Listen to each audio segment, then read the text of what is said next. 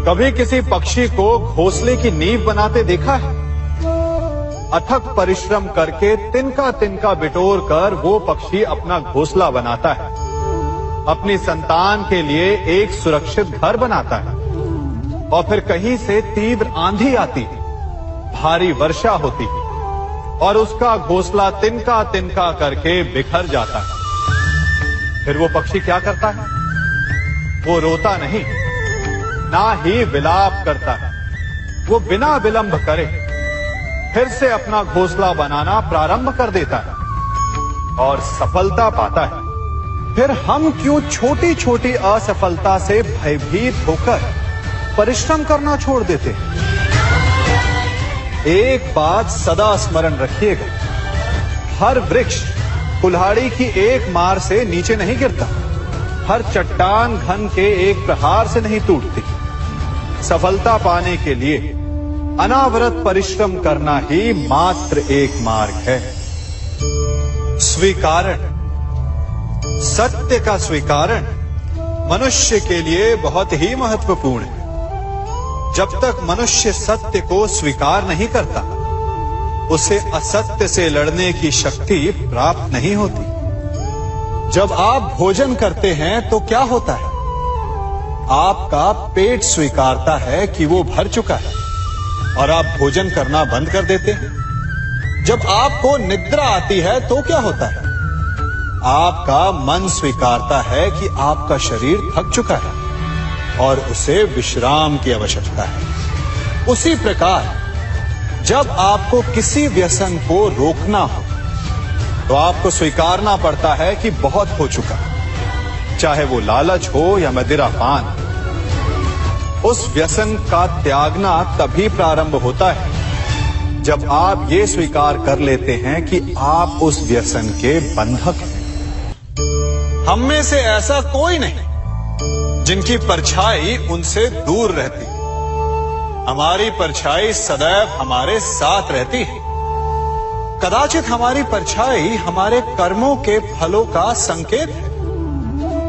कदाचित इसी कारण कई बार हमें अपनी परछाई से भय भी लगता है, परंतु इस भय से निवारण पाने का एक साधन अवश्य है। वो है सूर्य की ओर मुख करना या किसी प्रकाश के स्रोत की ओर मुख करना, क्योंकि तब हमें हमारी परछाई दिखाई नहीं देती। यदि इसे जीवन के संदर्भ में देखें तो ये प्रकाश का स्रोत शुभ कर्मों की चेतना है। यदि आपके मन में शुभ कर्म करने की इच्छा है तो आपको कभी भी अपने कर्मों के फल का भय नहीं होगा, क्योंकि यदि आपका मन शुद्ध होगा तो आपके कर्म शुद्ध होंगे और शुद्ध कर्मों का फल कभी अशुद्ध नहीं हो सकता। आज मैं आप सबको एक कथा सुनाता हूं। एक दिन प्रातः एक व्यापारी अपने घर से निकला। घर से निकलते ही एक बिल्ली ने उस व्यापारी का मार्ग काट दी। व्यापारी घबरा गया। वो फिर से घर लौट गया और शुभ घड़ी की प्रतीक्षा करने लगा। और जब वो पुनः अपने घर से निकला तब वो वाहन जा चुका था जिससे राजा तक पहुंचकर उसे भेंट देनी थी। राजा को भेंट नहीं मिली। राजा क्रोधित हो गए। राजा ने उस व्यापारी का व्यापार बंद करवा दिया। इस कारण व्यापारी क्रोधित होकर घर पर अपनी पत्नी से लड़ बैठा। पत्नी अपने बच्चों समेत मैके वापस चली गई और उस व्यापारी के जीवन में यदि कुछ रह गया था तो केवल अंधकार। और इन सब का कारण वो उस बिल्ली को मानता रहा जिसने उसका मार्ग काटा था। ऐसा ही एक दूसरा व्यापारी राजा को भेंट देने निकला और उस व्यापारी का मार्ग भी एक बिल्ली ने काट दिया। वो व्यापारी तनिक घबराया, परंतु उसने आगे बढ़ना अधिक उचित समझा। राजा तक वो समय पर पहुंचा। उसने राजा को भेंट दी। राजा प्रसन्न हुए और राजा ने व्यापारी को अपना व्यापार बढ़ाने की अनुमति दी, स्वर्ण आभूषण दी। जब व्यापारी घर पर पहुंचा तो पत्नी को आभूषण और अपने बच्चों को देने के लिए वस्त्र थे उसके पास। हर ओर प्रसन्नता थी। समझ रहे हैं ना, दोनों के साथ एक ही प्रकार की घटना हुई, परंतु दोनों की प्रतिक्रिया भिन्न थी। ऐसा ही हमारा जीवन भी है। हमारे जीवन में प्रारब्ध का अपना स्थान है, परंतु उससे कई अधिक महत्वपूर्ण हमारी प्रतिक्रिया, हमारे सोच का प्रभाव है। क्योंकि यही हमारे जीवन को आकार देते हैं। इसलिए अपनी सोच को सकारात्मक रखिए, आपका जीवन सदैव आनंदमय रहेगा। आप इन दो पात्रों को देख रहे हैं। मेरे इस पात्र में जल है और ये पात्र मिष्ठान से भरा हुआ है। दोनों ही पात्र भरे हैं, परंतु देखिए, मिश्री को जल में मिला दिया, जल ने मिश्री को अपना लिया, मिश्री ने अपना अस्तित्व खो दिया। परंतु जल को अभिमान है कि उसका अस्तित्व अभी भी बना हुआ है। परंतु जो इस जल को चखेगा उसे अवश्य पता चल जाएगा कि ये जल अब वो जल नहीं रहा, ये अब शरबत बन गया। हमारा त्याग, हमारे बलिदान भी ऐसे ही होते हैं। जो इस बात को अनुभव करते हैं वो समझ सकते हैं कि कैसे हमने समय की धारा को बदल दिया। जो बलिदान देते हैं उनका अस्तित्व कभी नष्ट नहीं होता, अपितु उनका बलिदान संसार में कुछ ना कुछ परिवर्तन अवश्य लाता है। हम सभी कभी न कभी, कहीं न कहीं अपने जीवन में यात्रा अवश्य करते हैं।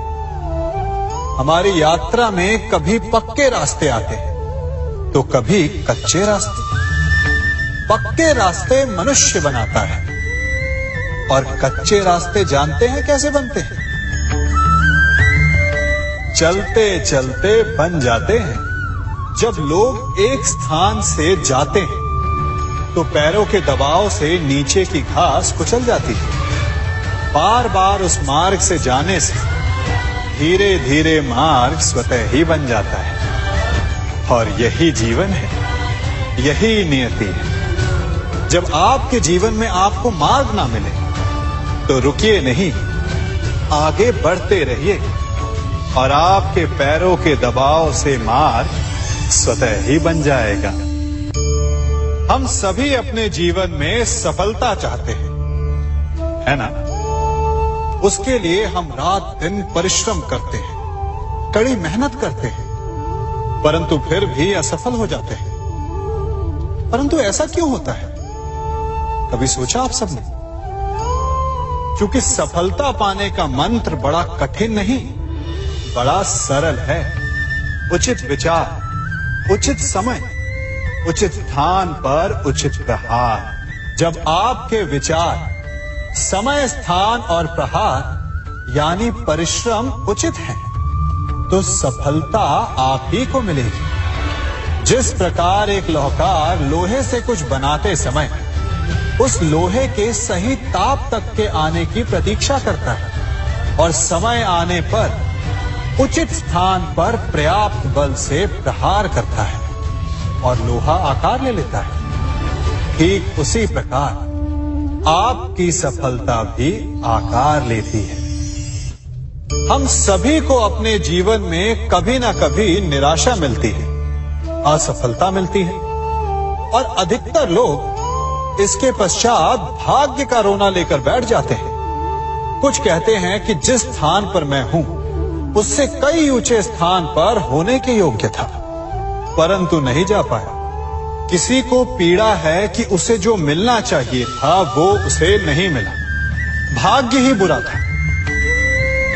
भाग्य क्या होता है? भाग्य वन में खिला पुष्प देवताओं को चढ़ाया जाएगा, या किसी सुंदरी की वेणी में वो सजेगा, या फिर उसे कुचलकर उत्पाद बना दिया जाएगा। ये सब एक पुष्प के नियंत्रण में नहीं होता, परंतु जब तक उस पुष्प का अस्तित्व है सुगंध बिखेरना उसके वश में अवश्य है। परंतु भाग्य हमारे वश में नहीं, और जो हमारे वश में नहीं उसके लिए दुखी होने से क्या होगा।